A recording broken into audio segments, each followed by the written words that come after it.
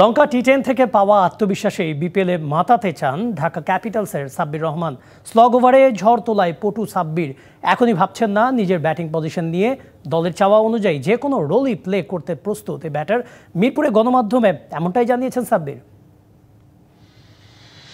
গেল বিপিএলটা খেলা হয়নি, তবে এবার ভাগ্য খুলেছে। ঢাকার জার্সি গায়ে মাঠ মাতাবেন সাব্বির। এখনো শুরু হয়নি ঢাকা ক্যাপিটালসের আনুষ্ঠানিক অনুশীলন, তবে সেই অপেক্ষা না করে নিজেই নেমে পড়লেন মাঠের অনুশীলনে। একাডেমি মাঠে খেলেছেন বড় বড় শট। কদিন আগেই লঙ্কা টি10 মাতিয়ে এসেছেন সাব্বির। যখনই সুযোগ পেয়েছেন ব্যাটিংয়ে ঝড় তুলেছেন। এবার সেই ধারাবাহিকতা বিপিএলে বজায় রাখতে পারবেন তো? ম্যাচ না খেলে আসলে কনফিডেন্স পাওয়া যায় না আসলে ভাইয়া, two be honest.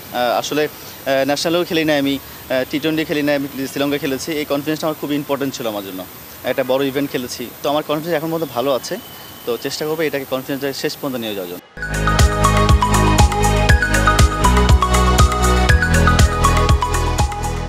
Sabbir hard hitting করতেই বেশি ভালোবাসেন। 6-7 ব্যাটিংয়ে নেমে স্লগ ওভারে রান তুলতে তিনি বেশ পটু। আসন্ন বিপিএলেও কি একই রোল প্লে করতে আগ্রহী তিনি? টি20 একটা 10 ওভার পর একটা প্ল্যানিং খেলা আছে। প্রথম 6 ওভার, তারপর 6 ওভার, 7 ওভার। তো আমি আবার বলছি যে কোচ আর ক্যাপ্টেন যে রোল দিবে আমাকে, সেটা আমি চেষ্টা করবো পালন করার জন্য এবং সিচুয়েশন অনুযায়ী খেলার চেষ্টা করবো। এটা বড় হোক বা ছোট হোক, বা ছোট টার্গেট হোক বড় টার্গেট হোক, খেলার চেষ্টা করবো সিচুয়েশন অনুযায়ী। সবশেষ জাতীয় দলের জার্সি গায়ে খেলেছেন 2 বছর আগে। এই মুহূর্তে আবারও ফেরা কতটা কঠিন সেটা সাব্বির ভালো করেই জানেন। তবুও এখনো কি স্বপ্ন দেখেন আবারও দেশের জার্সি গায়ে মাঠে নামার? তো আশা তো সবাই করে এবং আমার ফ্যামিলিও আশা করে, আমিও আশা করি। তো আসলে আশাটা কীভাবে হবে সেটা ভালো খেলার পরে। তো চেষ্টা করবো ভালো খেলে আবার কামব্যাক করার জন্য। Shahriar Hossain, DBC news, Dhaka.